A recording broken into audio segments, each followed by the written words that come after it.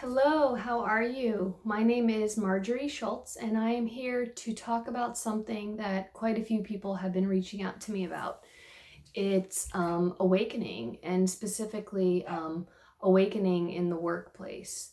Many people have contacted me saying that they're becoming extremely sensitive, or they're becoming more frustrated in their work environment, or they're finding that in their normal day-to-day relationships they want to have more of their own sacred space. And a lot of people don't know what's actually going on.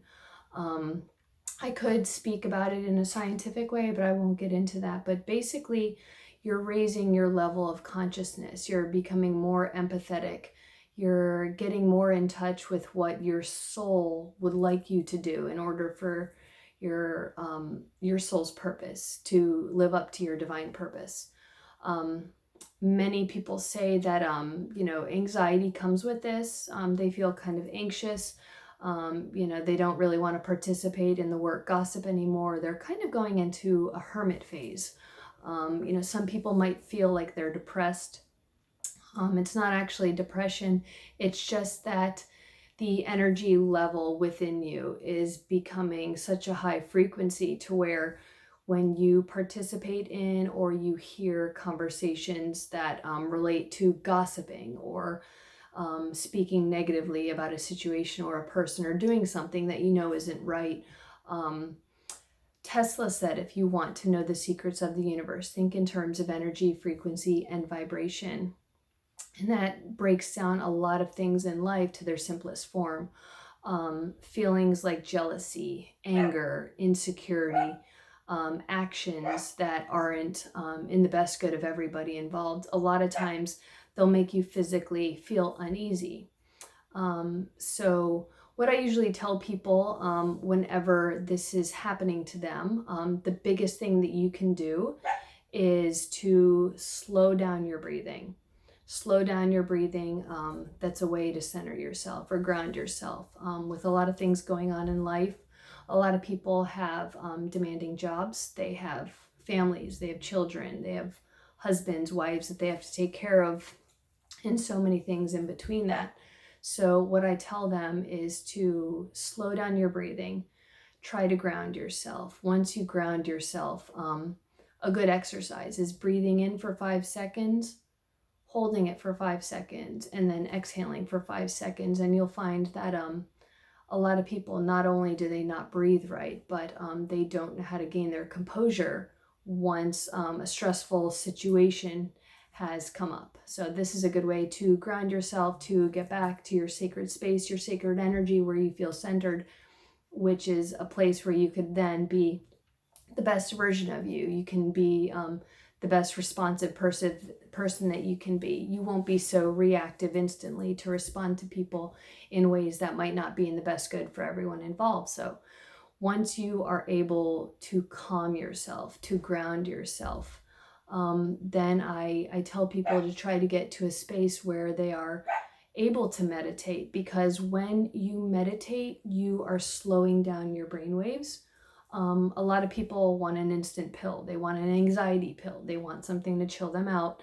Some people resort to drinking, or they resort to smoking marijuana. I highly recommend against all of those things. What I do recommend, though, is finding a way to slow down your brain waves. The interesting thing is that people don't need as much sleep as they think they do. These yogis that are living in stress-free environments, or these yogis that know how to not be so responsive or not let the day-to-day activities get to them, they really only need about 2 or 3 hours of sleep, if that. And it's not because their bodies are not tired, it's because we usually feel like we need to oversleep because our minds are constantly going and we are stressing ourselves out. Once you slow down your brain waves, you will find that you can sleep less and less. Right now, I'm only operating at about 6 hours of sleeping, and I feel nourished when I wake up. I feel rejuvenated, and I used to have to take a nap during the day, but I found that it wasn't because my body was tired. It wasn't because I needed the nap. It's because I needed to just meditate and slow down my brain waves, because I used to be a very anxious person. I used to be a very reactive person. But once I became more centered with my breath work, once I started meditating, I was then able to be the best version of the person that I was able to be. I was able to get control of some of my habits that might not have been in my highest good. I was able to respond to people with love instead of being reactive and letting my ego get offended and take over. So these are some of the things that you can do in life and even in the workplace. Something like taking 15 seconds to do some breath work can really it can really impact your day. It can be the difference between sending a negative responsive email or maybe just writing the email and then taking a few minutes just to save it and walk away, go outside, get out in nature. Even if you have a picnic bench right outside, just find a way to get outside, get some sunlight, try to relax, do some breath work, ground yourself, and then react. And you'll find that the more you take on these practices, the shorter the time span will be from when you feel that negative feeling and then you actually respond. For example, some people get angry, blow up at someone or blow up with a situation, and then the next day it's like, wow, I really lost control there. And then eventually, once you start meditating, you slow down your brain waves. You'll do something, and then it'll be only an hour, and then it'll be a few minutes later. Then you'll respond, and eventually, you'll be able to stop. You'll be able to feel the emotions coming up, and you'll be able to think of a better way to respond. So you'll find that with the breath work, with meditation, you will become a lot better person in the workplace. You'll be a better husband, a better wife, a better parent. You'll find that the emotions that you used to feel when you were triggered, you'll no longer be getting triggered. Some people, it's hard to say, some people can get control of this in as quickly as a few days, a few weeks. Some people, it might take years. It's all about taking away the resistance within you. A lot of people have resistance. A lot of people, myself included, had issues with the ego. The ego is the voice that speaks up and says, you know, how dare you say that in front of all of these people? When ultimately, you don't need to respond towards how someone's feeling towards you, because a lot of times they're acting from their ego, and it's about how unhappy they are with themselves.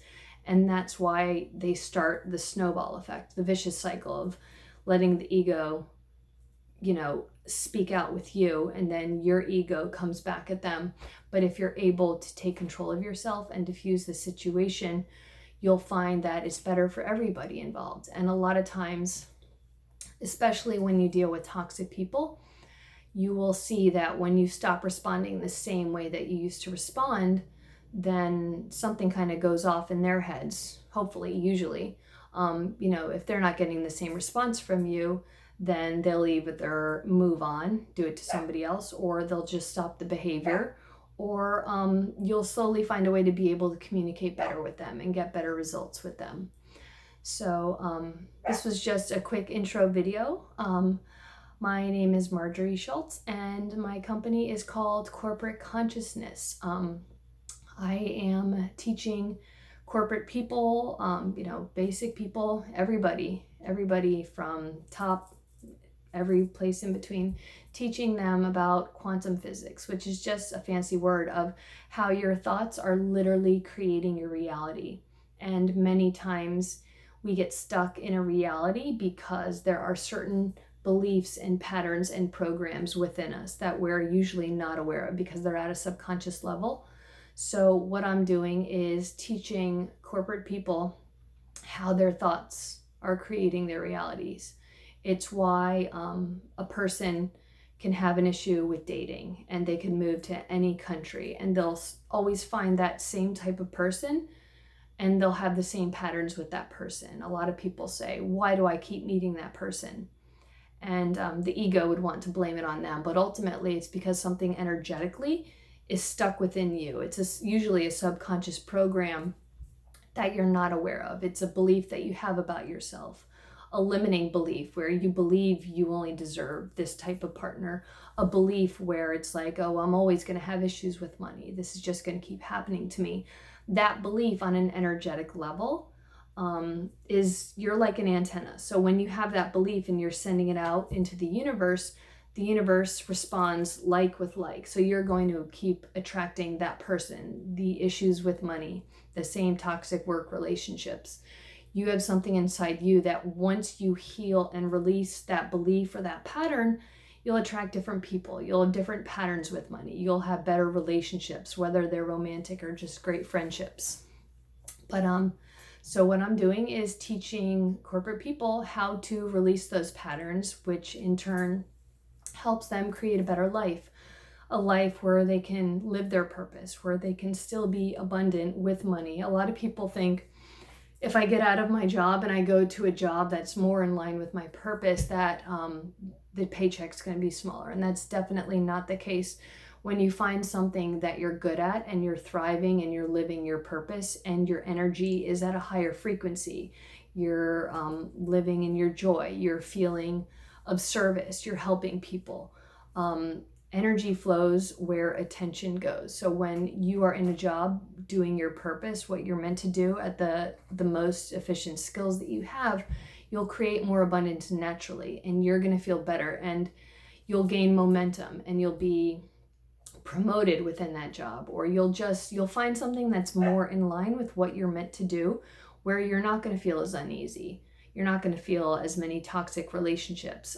It's not to say that you won't run into a few here and there, but when you raise your frequency, when you're thriving in the job that you need to be in, when you're having the right relationships, the toxic people and situations, they become fewer and further between. So it's just a slow cycle of rewiring your subconscious. It's a cycle of finding your programs and your patterns and realizing why you have them, what beliefs you have that put them in there, and then moving on from there. I would like to thank you for taking the time to listen to this video. If you would like more information, drop a comment or you can contact me directly. Again, I hope you have a beautiful day and I look forward to speaking with you.